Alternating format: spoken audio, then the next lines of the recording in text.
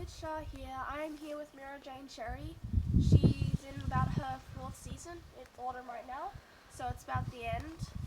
We're not exactly sure if we're going to make her a deck or holding some kind of glass ball. And if that was the case, if she was going to hold a glass ball, this would probably be carved into a wand. But if it was going to be a deck, this granite pole would become a ladder. So there's that. This granite pole is about this far into the ground, so it's pretty steady. So, come closer.